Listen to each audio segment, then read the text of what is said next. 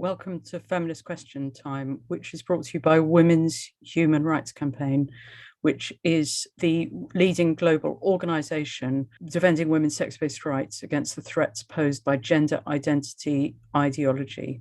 There's more information on the website womensdeclaration.com, where you'll find our declaration on women's sex-based rights. It's been signed by 20,865 people from 140 countries and is supported by 385 organizations. So as well as signatories, we have activists. The Women's Human Rights Campaign has country contacts in 52 countries. And we have just had an application for it to have a country contact in China, which is going to be fantastic. So we can continue to build links with feminists in China. If you'd like to get involved in Women's Human Rights Campaign, please fill out the form on the website. This week, our panelists are Natalia Amado from Chile, Vaishnavi Sundar from India, the Women's Front NGO from Finland, Denise McKenna from the UK, and Rocío Seguel from Chile. So our first speaker is Natalia Amado. She's from Chile. She's 27 years old, a rad femme since 2016. She's participated in various activist groups. The main focus is to raise awareness on how queer ideology and sex work discourse is neoliberal and anti-feminist. Natalia is a member of Fraser, Radical Feminists in Santiago. She's also known by her social media alias Sailor Twift, where she comments and refutes queer gender ideology. So I'm so pleased to have you here, or we are so pleased to have you here, Natalia, and over to you for your talk. Ahora voy a comenzar con la exposición. Hola a todas las asistentes, gracias a WHRC por brindarme el espacio para hablar. Me llamo Natalia, soy de Chile, soy feminista radical desde el 2016. Soy integrante de una agrupación llamada FRESA, que significa Feministas Radicales en Santiago, y actualmente me encuentro trabajando en conjunto con un grupo de mujeres para formar WHRC Chile. En esta oportunidad quisiera hablarles del contexto político en que nos encontramos en mi país respecto al feminismo y el ataque de las políticas queer o políticas de identidad a este. Si bien estamos viviendo un contexto particular como país, quizás mujeres de otros países latinoamericanos se vean reflejadas en las siguientes situaciones y reflexiones, debido a que la historia de estos países comparte algunas similitudes. En la realidad latinoamericana siempre ha habido una marcada tradición de izquierda y una juventud involucrada en la política. Recuerdo haber tenido 13 años y ser partícipe de conversaciones sobre las injusticias del sistema educativo que respondía y sigue respondiendo a un modelo capitalista y neoliberal. No es un tema menor. Chile comenzó una nueva etapa de cambios sociales el año 2011 con la llamada Revolución Pingüina, haciendo referencia a la similitud del uniforme de los escolares, de los estudiantes secundarios, con el animal. Desde ahí ha habido periódicamente instancias de estallidos sociales. Es la juventud entonces quienes a través de protestas proponen los nuevos temas a discutir en política y presionan para propulsar los cambios en pos de una sociedad más igualitaria. Es esperar entonces que quien tenga una fuerte influencia en la juventud tiene por consiguiente una influencia indirecta en los movimientos sociales y en sus exigencias. Es esta misma juventud quienes están siendo constantemente expuestos a un discurso fabricado por una ideología liberal y posmoderna y esparcido por los medios masivos de comunicación de la mano de la cultura pop estadounidense. Es un discurso autoproclamado feminista, al mismo tiempo que defiende la autoidentificación de los varones como mujeres y la explotación sexual y reproductiva como empoderamiento femenino. Entonces vemos a esta juventud ansiosa de ser parte de los cambios sociales, siendo engañada y haciendo el trabajo sucio de una ideología siniestra que no tiene como prioridad en absoluto el bienestar de las mujeres. Vemos a jóvenes de izquierda vociferar en contra del colonialismo o del imperialismo yanqui, al mismo tiempo que reciben con brazos abiertos y cerebros listos para para ser lavados a la ideología queer importada desde el hemisferio norte.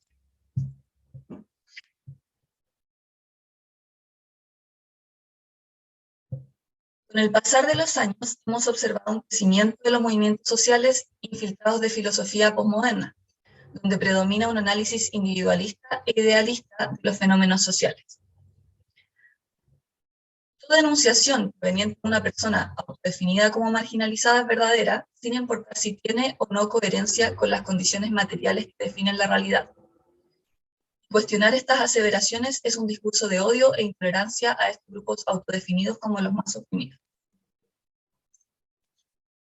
Lamentablemente, esta dinámica surge a través de una tergiversación del movimiento feminista por parte de sectores activistas LGBT y de una izquierda liberalizada, alejada de los principios y filosofía materialista que supuestamente debiesen defender. A principios de la década del 2010, en los partidos políticos universitarios chilenos todavía se podía escuchar el discurso de que es más importante la lucha de clases que el tema de género. El tema de género es secundario. Hoy en día es muy difícil escuchar esto dentro de la izquierda, no porque hayan reflexionado y cambiado de opinión, sino porque simplemente se dieron cuenta de que el discurso pseudofeminista es una buena estrategia política para ganar adeptos ingenuas a quienes les encanta llamarse feministas, pero no están dispuestas a informarse debidamente sobre la identidad de este movimiento, ni desligarse de la aprobación masculina. Entonces, en la primera mitad del 2010 estamos en un contexto de resistencia a cualquier discurso feminista. Sucede durante estos años que un pequeño grupo de mujeres feministas radicales o simpatizantes de este comienzan a hacer activismo en contra de la violencia sexual en la universidad. Con el pasar de los años y no sin obstáculos se comienza a instalar en la conciencia colectiva que la situación de las mujeres en la universidad es inaceptable y que existe impunidad para los perpetradores de la violencia sexual.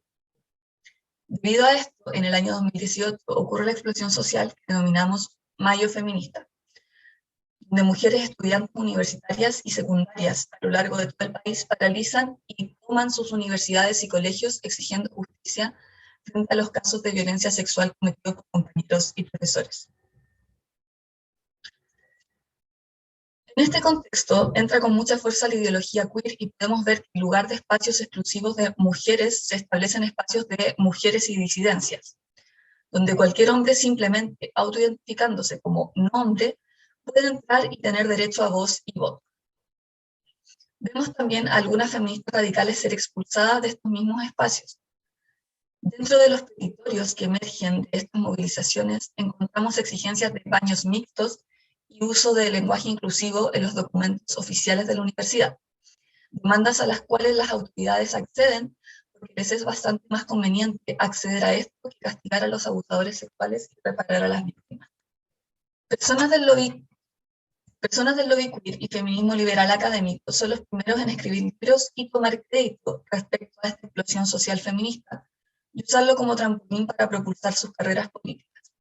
Aparecen figuras como Emilia Schneider, varón transidentificado, quien se conformó como probablemente la figura más representativa de este estallido, sin tener la más mínima idea de la experiencia de ser mujer frente a esta situación, y hablando del tema hasta el día de hoy con toda la propiedad del mundo, y quien hoy se postula a diputado como mujer.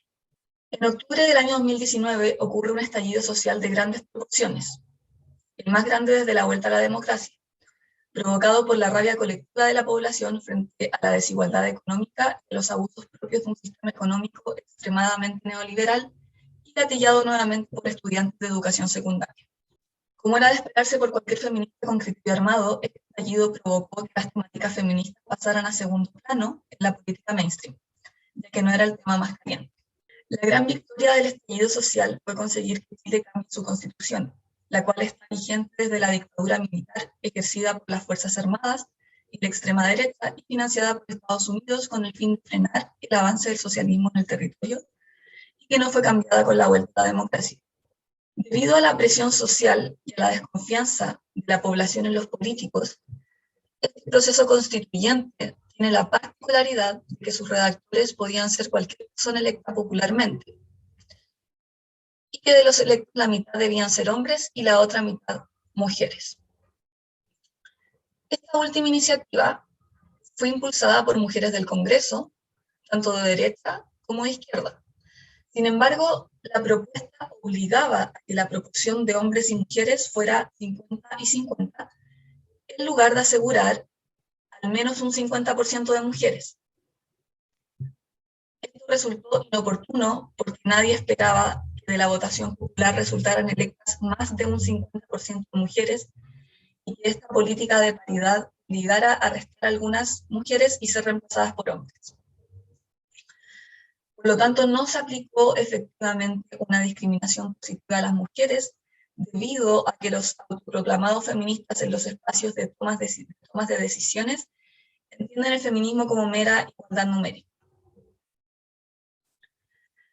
Como candidatos a constituyentes iban dos transfemeninos, Constanza Valdés, quien ha comparado a las feministas radicales con neonazis, y Emilia Schneider, mencionado anteriormente, que está optando a un cupo de mujeres. Ambos están optando a cupos de mujeres. Estaban a constituyentes. Afortunadamente no salieron electos, pero hoy ambos se postulan a diputados nuevamente como mujeres. A las feministas nos aterra lo que pueda pasar en esta nueva constitución, ya que a pesar de que la mayoría de sus redactores pertenecen a la izquierda, la cual si bien defiende garantizar derechos básicos para la población, la nacionalización de los recursos naturales y el cuidado del medio ambiente, entre otras cosas, son también el mayor propulsor de las políticas queer, haciendo que la Convención Constituyente no haya absolutamente ninguna representación feminista real. Además, grupos de ideología liberal LGBTQ están haciendo un potente lobby. Tanto así que aseguraron que las temáticas relativas al género y diversidad sexual se discutan en asambleas públicas territoriales en las cuales no se aceptan discursos de odio. Por supuesto que dentro de esos discursos de odio se considera cualquier crítica a la identidad de género. Esto representa una censura al movimiento feminista y a las mujeres críticas de las políticas queer sin precedentes en la política formal. Nos aterra que la protección a la identidad de género quede consagrada como un derecho constitucional por sobre la protección de las mujeres en base a nuestro sexo, o lo que es más probable, que esta última ni siquiera se mencione. Sentimos una sensación de impotencia al ver que no tenemos plataformas para hablar, y que personas de ideología queer con poder económico, mediático y político hacen todo lo posible por callarnos y desacreditarnos. Más aún, nos encontramos próximos a elecciones presidenciales, de hecho mañana, y el candidato que lidera las encuestas es Gabriel Boric, miembro, al igual que los candidatos a diputados transidentificados que mencioné anteriormente, del Frente Amplio, que es una coalición de partidos políticos de izquierda liberal, aunque no se consideran a ellos mismos como tales, no se consideran liberales. ¿Quiénes han sido los responsables de la introducción y propagación de la ideología queer en la política y de la tergiversación del feminismo como movimiento compatible con ella? Dentro de las propuestas presidenciales de Boric se considera un aumento de la protección en base a la identidad de género y la regularización de la prostitución. Frente a este último tema, solo un candidato, Eduardo Artés, el de la izquierda más radical, propone explícitamente la abolición de la prostitución en su programa presidencial, definiéndola textualmente como esclavitud moderna. Hace un tiempo posteé una historia en mi cuenta de Instagram dedicada a la difusión del feminismo radical, mencionando la propuesta de este último candidato y etiquetándolo. Él compartió mi post en sus propias historias de Instagram. La reacción de los adeptos a la teoría queer fue casi inmediata y comenzaron a bombardearme con posts, comentarios y ataques. Me imagino que pensaron algo como, ¿cómo es posible que la TERF coincidiera con el candidato de extrema izquierda en algo? Ya que en sus mentes, las feministas radicales somos de extrema derecha, porque para ellos no somos activistas con opiniones críticas basadas en el feminismo y la evidencia, sino que somos una caricatura que obligadamente tiene que ser todo lo contrario a ellos, donde ellos son los buenos y nosotras somos las malas. Sumado a esto, me recriminaban que el candidato posee en su programa temas relativos a la identidad de género, lo que mostraba su incapacidad de comprender que dos personas pueden estar de acuerdo en un punto, pero no en otro. y que no funcionamos como bloques blancos y negros, lo que evidencia una preocupante inmadurez política y limitada visión de cómo funciona el mundo y las relaciones sociales. Frente a todo esto, las feministas radicales nos estamos intentando organizar con los pocos recursos que tenemos. La mayoría son niñas o adultas muy jóvenes sin independencia económica y sin las herramientas de soportar el escarnio público de ser una activista cara descubierta, por lo que muchas ni siquiera se atreven a mostrar su apoyo. Sumado a esto, debemos agregar las divisiones entre las propias feministas, la resistencia de ciertas figuras más públicas a abiertamente condenar las políticas queer por miedo a perder su audiencia de la cancelación, y la resistencia de un sector a involucrarse en política por considerarla una herramienta del patriarcado. Estas últimas tienen razón. La política tradicional, como esta se estructura, es profundamente patriarcal. Pero restarnos de espacios de toma de decisiones no va a frenar el borrado de mujeres ni evitar que se aprueben leyes que despojen a las mujeres de sus derechos. La inacción o la acción de corte feminista cultural de pequeños grupos recluidos de mujeres no nos va a proteger de nada.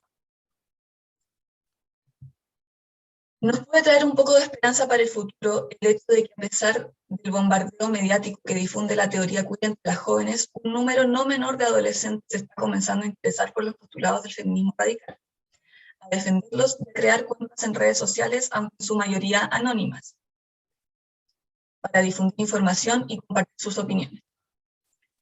Espero que sigan en esta línea cuando alcancen la adultez y sean profesionales con mirada crítica, a diferencia de la mayoría de los adultos jóvenes profesionales de hoy.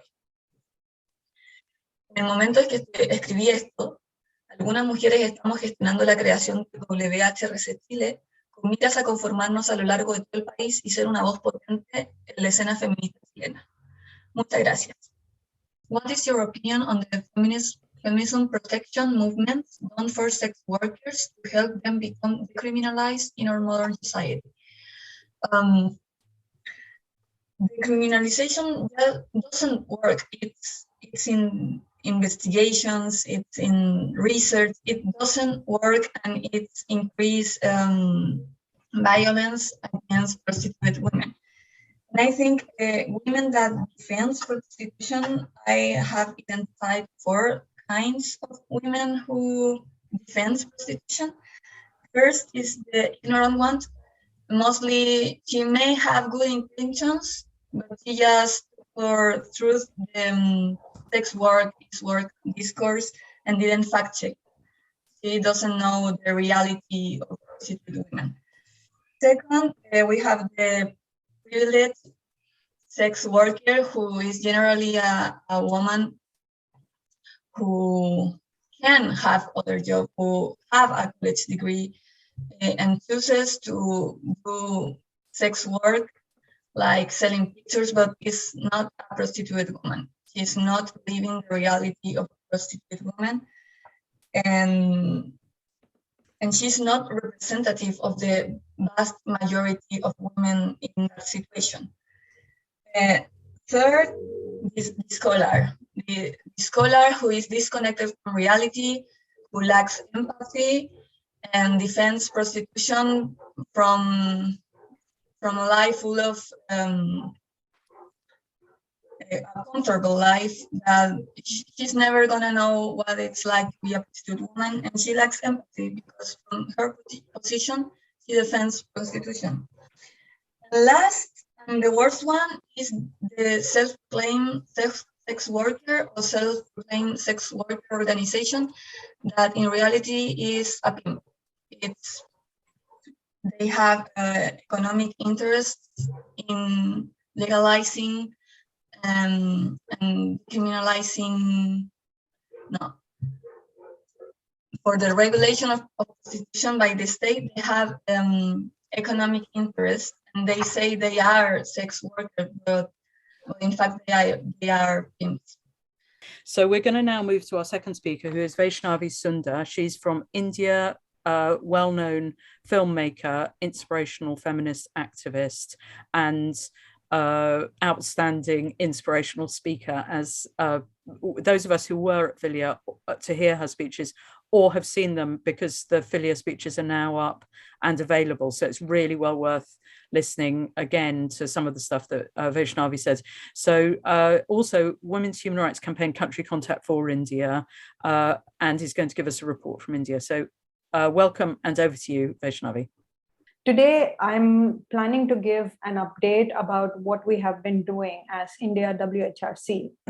And at the same time, towards the end, I'm hoping to give you a quick summary of the situation with regards to gender identity itself in India. Even though there were activities going on, and I was very closely working with the main WHRC team on different things, I officially set up a WHRC India chapter online on the 13th of June 2021.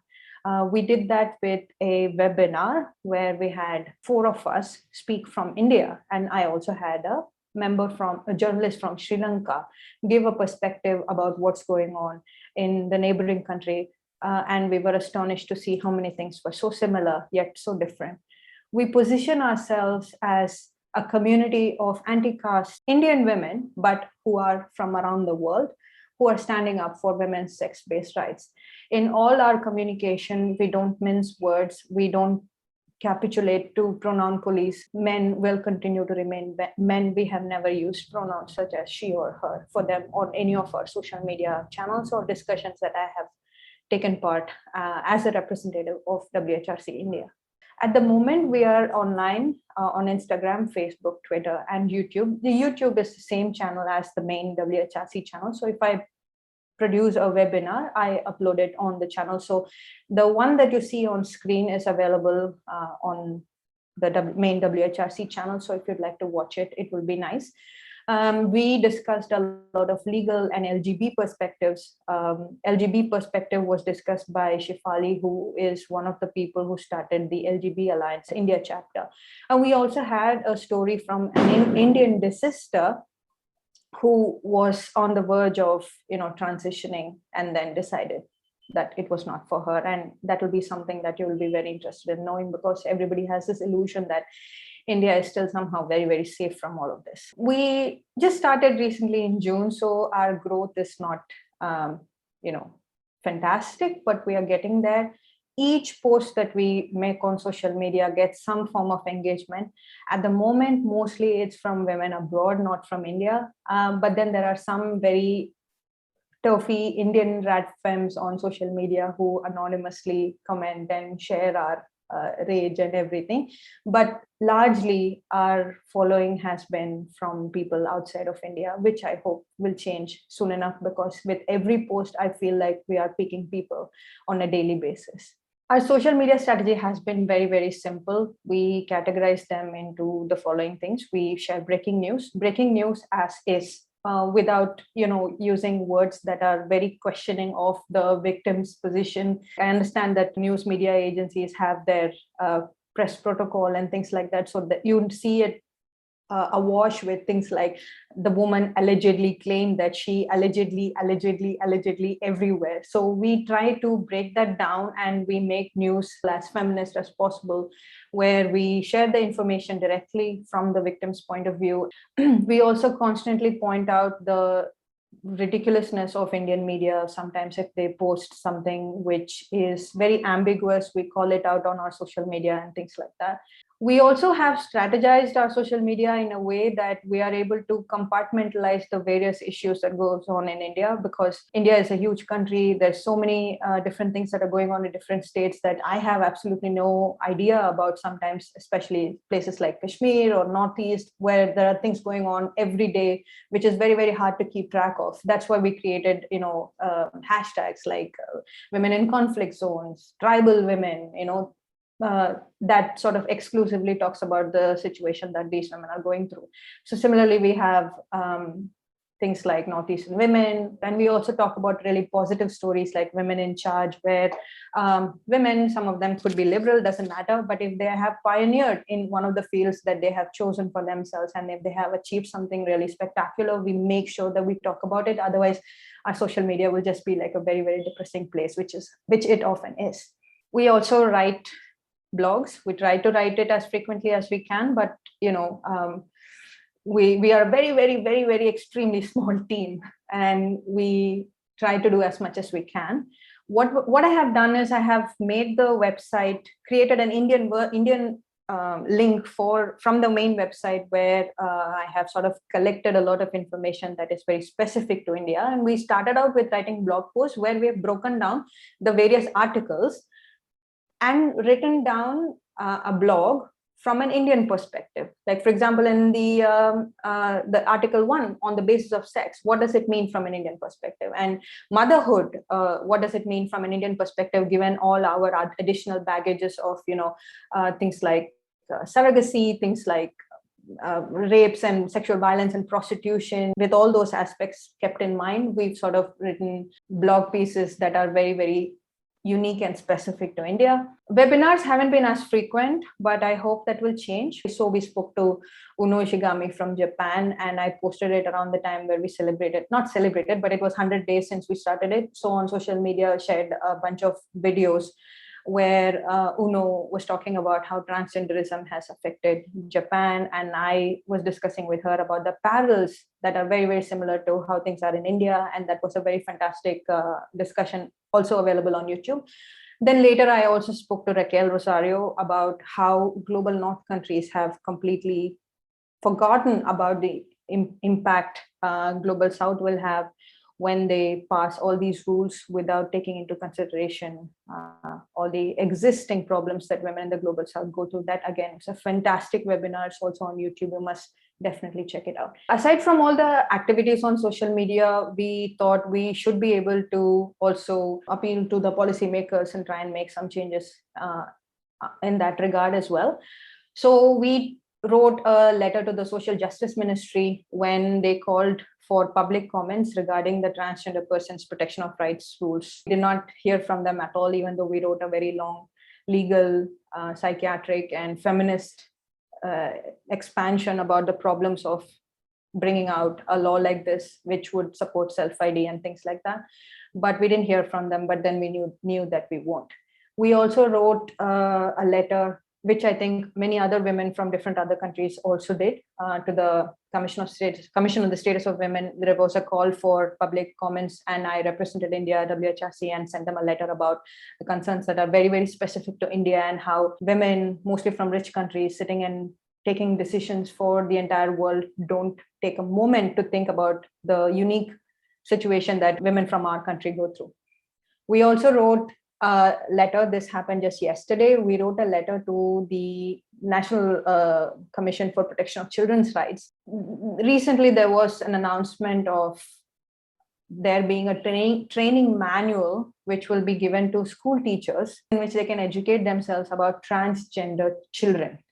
And in that, there were mentions of puberty blockers, hormones, and surgery, and things like that. They were obviously constantly conflating words like sex and gender. We wrote a very long 10-page document, which is available on the website right now, to talk about the harms of puberty blockers, and how the document didn't bother mentioning even for a minute about the harms of introducing puberty blockers to children in a country where we already have so many problems of sexual violence of children. I also represent WHRC India and spoke to a few members from Canadian Parliament, where myself and a bunch of other women presented a case where, while Canada is hosting MindGeek in their country, they don't realize how the company has a bearing on the women in the rest of the world.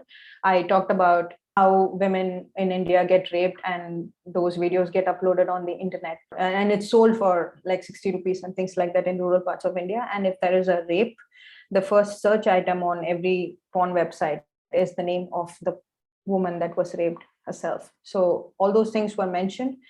Nothing happened. Canada didn't really do anything with regards to that, but the case is ongoing. So those were the things with regards to political engagement that we succeeded in doing, although with no response yet. We also have the declaration translated in 2 languages. This was hard because we didn't have the vocabulary for words like lesbian or we didn't have two distinct words to refer to gender and sex. So there was a lot of problem coming up with, we had to create vocabulary basically. And some of the places we had to actually write lesbian in the language that we were translating. And in the bracket, we had to write two women who are attracted to each other to explain what we are talking about when we say lesbian. So those are the challenges we're already battling with. And without realizing the importance of language and law, the trans lobby is constantly trying to use that to their advantage and make changes to the law. I also created the website in a way that there are useful resources for people to see. If they want to learn more about the Indian situation and with regards to prostitution, they can click there. And if there is something regarding motherhood that they would like to read. And so I hope that this resource dump will keep expanding, and I'll keep adding more information over that. So we did also face some online withdrawal, mostly directed towards me, because earlier I had been cancelled, and everybody was like, oh, there is this organization that this Indian turf bitch has created. We need to take it down. Everybody mass report it and things like that. It is not really bad, but it is happening. It is there. So people have taken notice about the activities of WHRC India, which is a good thing. I don't really care about the online withdrawal per se, but I'm trying to point out that if people are discussing about it, vilifying us, then it means that it is good because we are doing something that scares them, and which means we're speaking the truth. The curriculum to include information about transgender children happened just a few weeks ago. But the thing is, they did not go ahead with it because it was opposed by a very fascist, very misogynistic wing of the ruling party called the RSS, complained and managed to take it down. But what they have succeeded in doing is they have managed to change or revise the curriculum for medical students. Now, this entire thing was orchestrated by a trans-identified male, goes by the name Trinetra, has sort of gone to Bangkok and spent a lot of money in getting all kinds of surgeries done.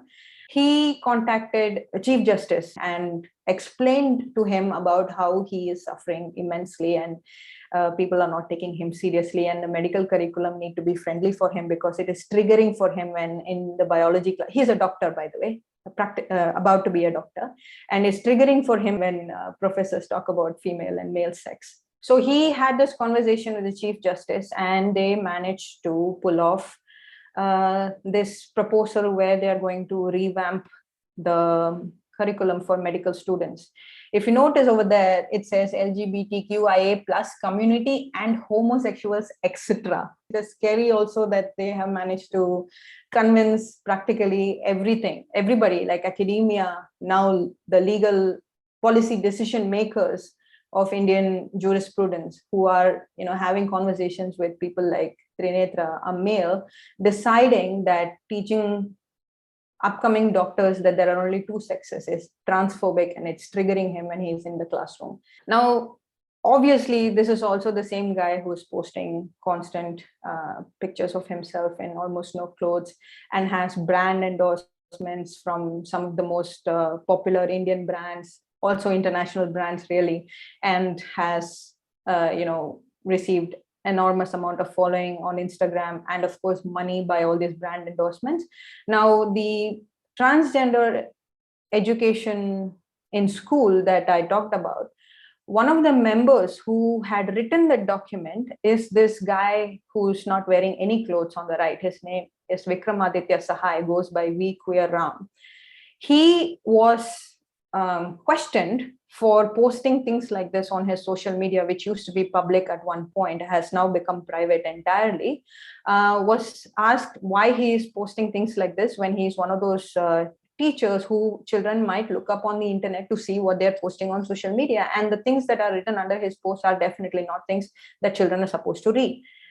So when he was questioned about that, there was an entire backlash about how this is about caste, and that we are anybody who's protesting against the Queer Ram posting nude pictures and at the same time writing course curriculum for school children has got nothing to do with it. You're all transphobic, you're all bigots, you're all Brahminical assholes and things like that. So everybody came forward in support of Queer Ram to post nude pictures, and that is what this Dr. Trinetra is doing. UK managed to kick Stonewall out. They have come to us.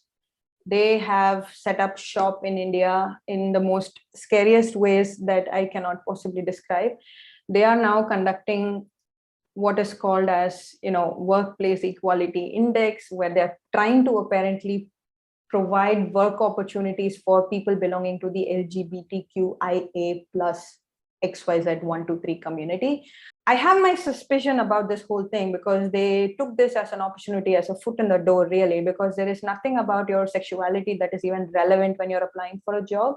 So the only group of people that would actually benefit from things like this is trans identifying male, when you dress a certain way and you want to present yourself as female, but you would face discrimination, or basically crime victim, really. Those are the kind of people who would need some sort of a special provision. Because let's say if I'm a lesbian and if I'm applying for a job, and if my potential boss is going to ask me about my sexuality, I would find that rather confusing and intrusive, and also harassment, So those things are not required at all. So the only kind of people that this kind of policies cater to are men. And the kind of companies that take into account such policies and welcome foreign donations and things like that is one of these companies called the Pride Circle. The Pride Circle claims to reference everything that they are doing with the best practices of the West. So basically anything that countries like UK and the US is doing, again, promoting all this woke nonsense by including gender identity as some sort of a protected class or something like that. These people are claiming to follow that to the dot and are promoting similar policies over here as well. I mentioned about the legal hijack in one of the previous slides where Trinetra is discussing with the Chief Justice and one Dr. Ramakrishnan.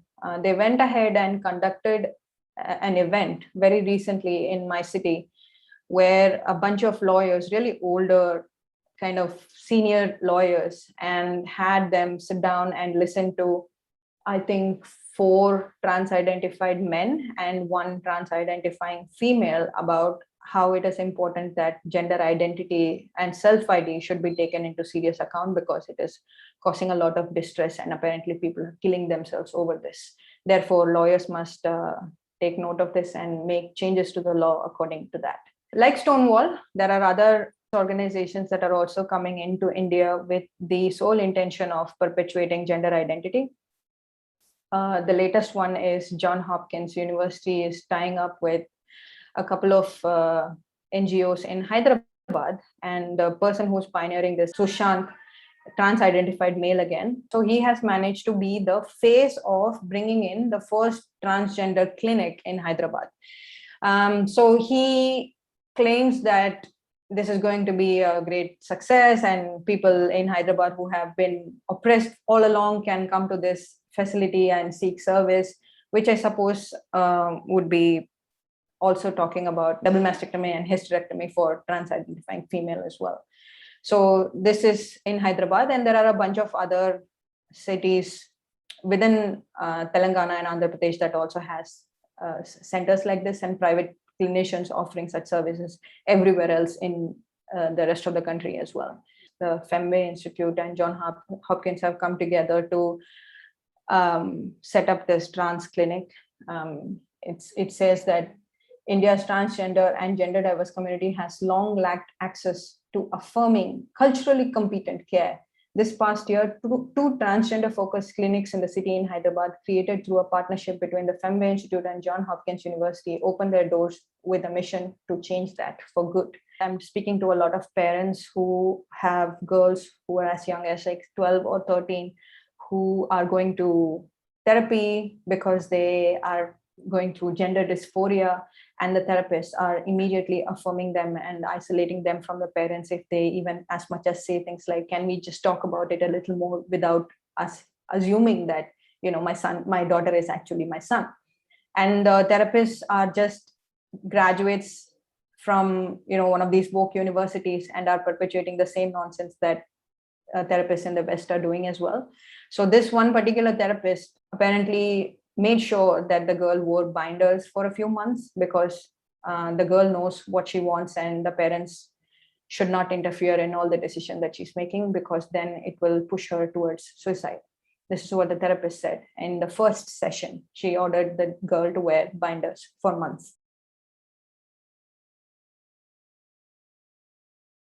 with the advent of such clinics coming into India, and with the state also implementing a lot of these government hospitals which provide free surgeries for people who are identifying as trans, with just a letter from a therapist that says that you're suffering from gender dysphoria, which is very, very easy to get, because there are also groups where trans identifying people discuss which is the therapist to go to if you want immediate letter, without like going through the whole ordeal of discussing whether or not you even need it.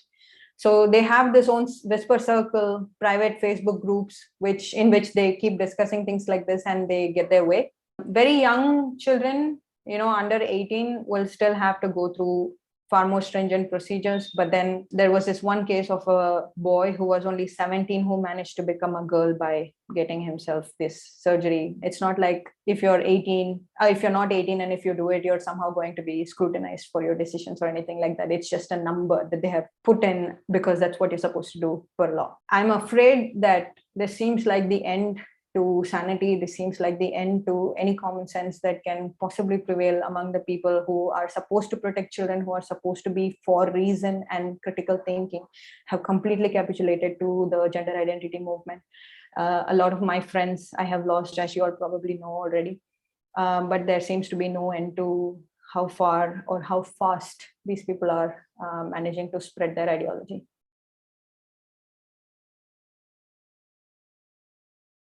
What has been the response to your use of reality-based language? Are you able to get onto mainstream media? No, never. Impossible. I think their only strategy with us is to just pretend as if we don't exist. So when they continue to shut their eyes to whatever it is that we say, they don't have to deal with it. And they will definitely not have anybody from WHRC India. We're not a lot of people, but me, for example, if I were to be the spokesperson, they definitely already hate me in my city and in my state. And then now the word has sort of spread out because of the social media, and nobody wants to have anything to do with me. After Dysphoric got over, I wrote to every media person that I know who has also been friend in the past life, and asked them to watch it in good faith and write a review about it. But I had no response, like zero response to like the 30, 40 emails that I sent to people who I thought were my friends who were journalists. So we're going to go now to Denise McKenna from the UK. She's from the organisation Women Is This survey, or she's made a survey which is going really well, thanks partly to all of us here, many of whom have filled it in. So it's just a last push from Denise. She's going to tell us about the survey. So as Jo said, I'm from WIT, which stands for Women Is This, and I want to speak briefly about the survey we launched a few weeks ago. Many of you will have heard me speak before and will be aware of our survey. I want to give you a quick update on the survey and a reminder for you to complete it and to pass it on to other women if you haven't done so already. But for those who are not already aware of the survey, it's been designed by radical feminists and gender critical women to gather information on the impact of gender identity ideology on the mental health of women who don't accept this ideology. And the aim is to gather large-scale empirical data that can be shared with policymakers, practitioners, researchers, and the general public.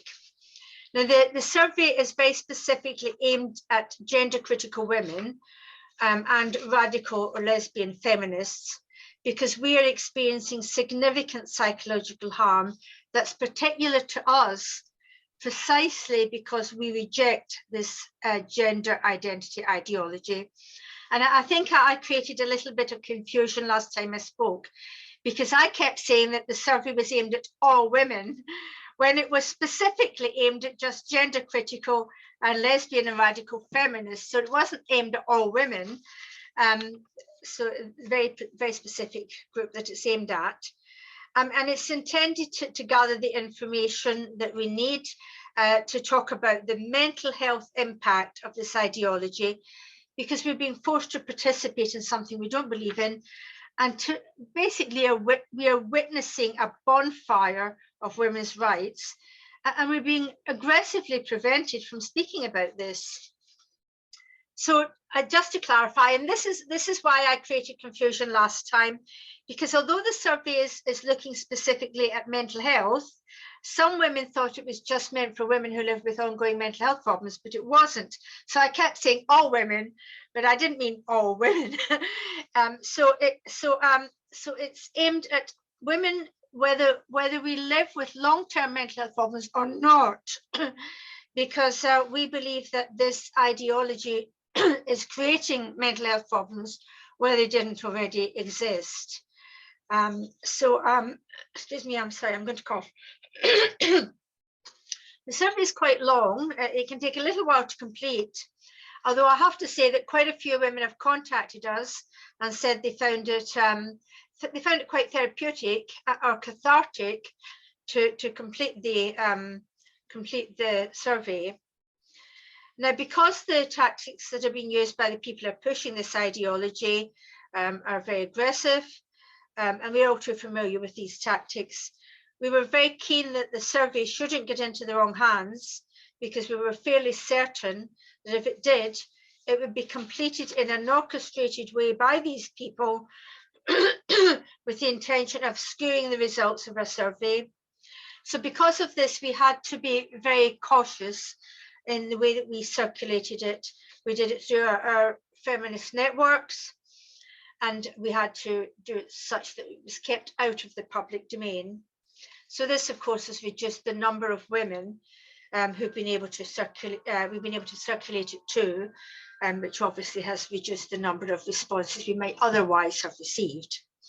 However, despite this, we've already received over 2,800 responses, which, given that there's another couple of weeks to run, I think that's a fantastic result. And that figure, 2,800, even without the next 2 weeks, that is a figure that cannot be ignored. That is a number of responses that has to be taken seriously. We won't know to what extent it has been infiltrated, but we're fairly confident that there hasn't been too much infiltration at all. As I say, we won't know exactly how much until we start analysing the results. So the survey closes on midnight, at midnight on the 4th of December. And if you haven't already completed it, please do so and pass it on to other like-minded women. And the hope is that by the 4th of December, by the end of the 4th of December, we will have reached or surpassed 3,000 responses. And I see no reason why we shouldn't achieve that. And there'll be one extra response that hasn't yet been counted, and that's mine, because I haven't filled it in yet, but I'll be doing that soon because I don't want to be missing the deadline. In terms of completing our report, until we look at the responses on the 5th of December, we don't know how much work is going to be involved in doing that. We don't know how many women have written lots of stuff. Some have, some haven't. We won't know. So at this point, I can't tell you when the report will be produced. Because remember, we're collecting both quantitative and qualitative data. So we are going to have a lot of work in our hands. Now, as far as we're concerned, and I feel very strongly that it's incumbent on women to report all of the harms done to us by gender identity ideology, even if these harms are ignored, or we don't get any great response. Nonetheless, we have to be in there constantly putting our hands up and saying, this has caused me this harm or that harm or whatever. We have to keep doing that. And although the laws vary from country to country, most laws are in place to protect women or people in general from anything that can cause specific psychological harm, and we should be using these laws. And I really feel we should not hold back in telling men what harm their actions are doing to us. We must be very vocal about that. And I want to reassure everyone who's filled in this survey that we will treat everyone's story with absolute respect and solidarity, and I would say with love. And we will read every story told, so it will be used with great respect. And the report we produce will be another weapon that we will have to use in this battle that's been waged against us. And I want to thank everyone who's filled in the survey so far. You know, it has been a fantastic success. And I want to stress this again, we cannot speak loudly enough about how much harm this ideology is causing to us. And institutions must be held to account for this harm that they're causing. And just one thing I want to say, you know, I do believe this kind of survey is going to be really important for us for women going forward into the future. We need to do lots more of this kind of work. And just something that was said by Natalia about how privileged people in positions of privilege are managing somehow to claim marginalized status. So it could never be more important than now that those of us who really do live in a state of marginalized status, those of us who really are oppressed, must talk about our real lived experiences and the reality of our oppression. So this kind of survey, this kind of speaking with a collective voice is so important, something we must do. So we'll be working over the next couple of months on the report, and Women's Human Rights Campaign will be the first to hear about the result, first to know what the results are, and about when we go and how we're going to launch it. We've got some ideas of how we'd like to launch it. So just finally, the link to the survey, I think, is going to be put on the chat. Hopefully it's going to be put on the chat along with our email address. You can simply email us. All you have to say is survey, please, and we will send it straight to you. We'll send a link to you along with the letter, accompanying letter with the data protection notice. And you can pass that letter on with the link and our email address. You can pass that on to other women. So please fill it in. Let's get above 3,000. Thank you. And women were concerned that talking about our mental health and the mental health impact could actually be used against us. Well, for sure it will be used against us on social media, you know, with all the men that are telling us to suck their lady dick and they want to slit our throats. Of course they're going to be calling us hysterical women. We can't control what these men do. The important thing is this: when laws are passed, lawmakers have to take it, they have to carry out impact assessments. That's not just at nation state levels. Even international laws require to take account of some kind of impact assessment. Now, a lot of these laws that are supposedly pro-trans laws, that is exactly what they are doing. They're saying this is how it's going to impact on trans people. This is how it's going to impact on their mental health, their well-being, blah, blah, blah. But they're not taking any kind of impact assessment on women, how it's going to impact women. And that is why it's really important that the impact on our mental health is included in these assessments before laws are passed. This is why it is so important. We must have complete impact assessments. And the second thing I want to say, and by the way, I'm a mental health activist and I've spent a lot of time campaigning along these lines, forcing organizations to take account of the mental health impact. It's a very, very powerful weapon in that respect. The second thing is this: human beings, men and women, we are feeling and thinking and all sorts of, we are complete rounded human beings. And the fact that our emotions, our feelings are constantly being dismissed, I don't believe that's an excuse for us to deny they exist, to say we don't want to be associated with any of those degraded images of femininity that women are hysterical. No, we have feelings. We have feelings because we are human beings. All human beings have feelings, and we must reclaim our feelings and not allow them to be dismissed as hysteria or any nonsense like that.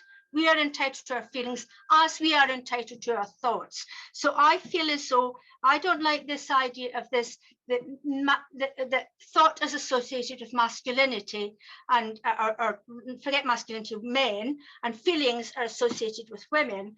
I don't accept that. I believe that we are both thinking and feeling beings, and that we have to accept that men, we cannot deny any part of ourselves. We mustn't be ashamed of our feelings because men have been degrading us because we have feelings. Okay, we're going to go to our final speaker now, who's Rocío Seguel. She's from Chile. She's a teacher and a photographer and belongs to the collective COFRA, which is a group of women who live in different cities in Chile, and they work on radical feminist issues and abolitionism. Thank you so much for coming. Hi, everyone. I'm Rocío Seguel. I'm from Chile.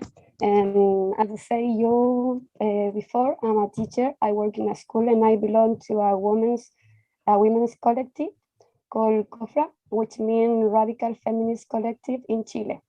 Currently, we are 50 women who live in different areas of the country, from the north, where the first city is Arica, and to the last southernmost city in Latin America, Punta Arenas. Okay. Well, first I want to start define what woman's meaning. And as we know, women's means adult human female. But for transvestites, be a woman is a gender.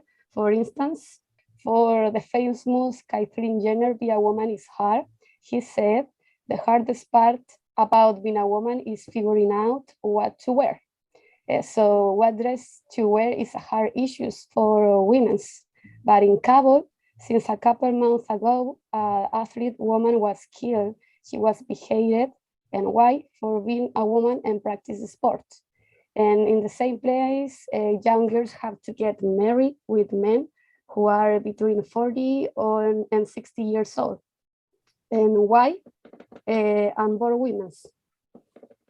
Here in Latin America, every day there are femicides and that go unpunished, because being a woman means that your partner who say they love you kills you whenever he wants.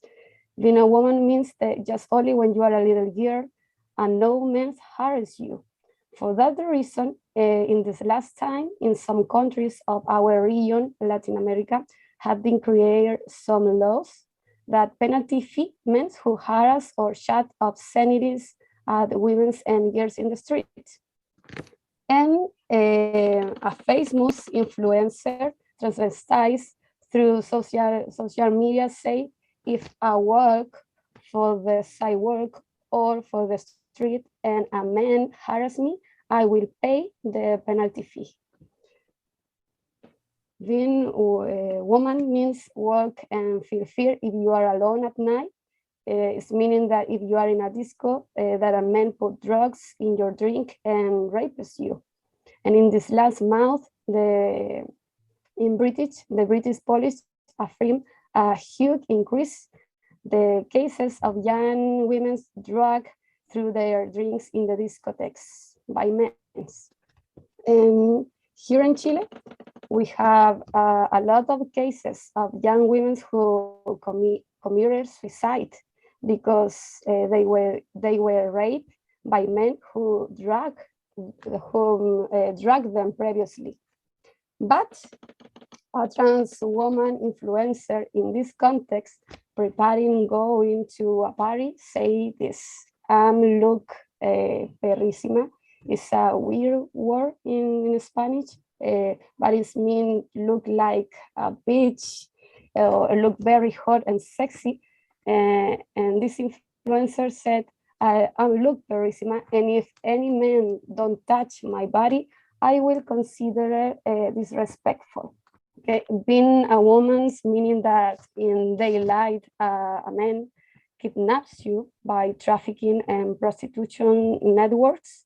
And in this regard, a Latin woman prostitution survivor points out that prostitution breaks your identity and makes you an object of use and abuse.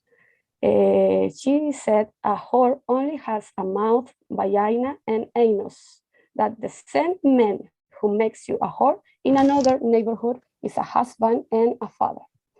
However, a trans female regarding prostitution points out that I love the feeling that gives you to know that others want you and pay you only for being pretty or having a good body is priceless. Obviously, you should know who you offer the service to and you set the limits. It is like the sale of any other product. So of this way, we can note that for transgenderism, be a woman is a fetish. It is to be a sexual object for male approval. It is femininity. It is to be sexy and an object of sexual desire.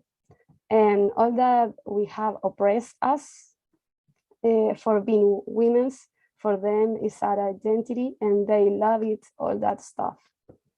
Another example occurred in Chile the past March 8 is the Women's Day.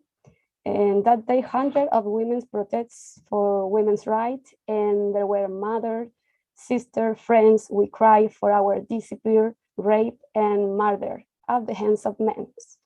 And in that activity also participated men, and they arrived like this with tiny lingerie. And in this photo, you can see in the wall up say is writing, "Who wanna kiss my ass?" And this picture was shared on internet and it was shown as pride of trans activism. Probably more than half of the Chilean population defends and support trans people, stating that we must recognize them as they identify themselves and refer to them with the pronouns that they want. This year in my town, a trans person demanded her workplace, which was a hospital, because they didn't call with the pronouns. The hospital had to pay him some millions. Since 2 years ago, a man who identified himself as a woman sued his college because they didn't call it with the pronouns she, her. The man was asking money as well as compensation for suffering transphobic.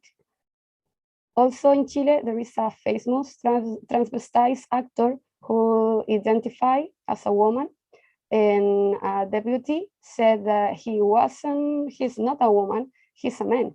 And the Chamber of Deputies requested a sanction for speaking a hate speech, because to say that a man is not a woman is considered hate. But has been a woman paid for sexual harassment in his work? Has a woman been compensated for discrimination in her work? Has a woman been compensated for earning a lower salary than men? Never. The whims and tears of men matter more than women. Still in Chile, abortion is not legal because society opposes a woman to decide freely, but gender identity and sex change laws are easily passed. Here in Chile, many people believe that being a feminist is the same as being a trans activist. I mean, feminist is the same fight as trans activism. In fact, in protest to legalize abortion, transvestite and non-binary men participate, because if they feel like a woman, so abortion is a trans woman issue as well. And a lot of women who consider themselves feminists think that trans women are part of feminist movement. I have friends who have been harassed in their university by autoyophilic men and by women who support them. Also, the trans movement say that the feminism is not for women who are police, rich, or white.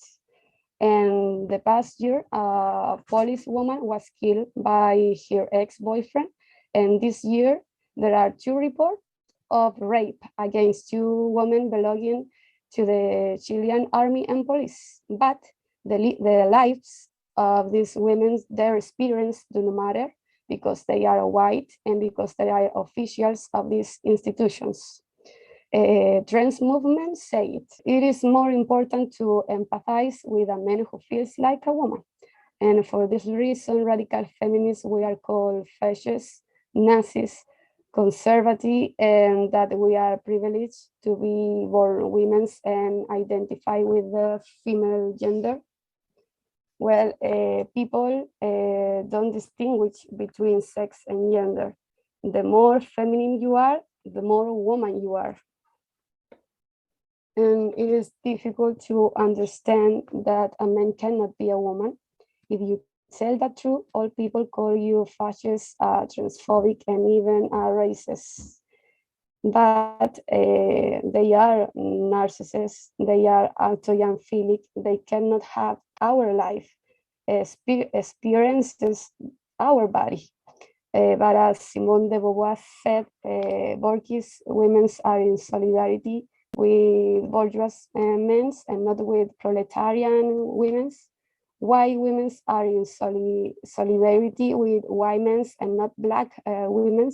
And today it could be said that women are in solidarity with transvestites, that with women themselves. Even though there is evidence that transvestites have raped women in mixed toilets, they continue to support the idea that they are women just for putting on their faces makeup and because they wearing heels. And here in the city where I live, there are bars with a mixed bathroom for all kind of gender, and this is increasing. We cannot allow it. We must fight for our separate spaces. We must fight against our erasure and stop feeling pity for autoyanphilic.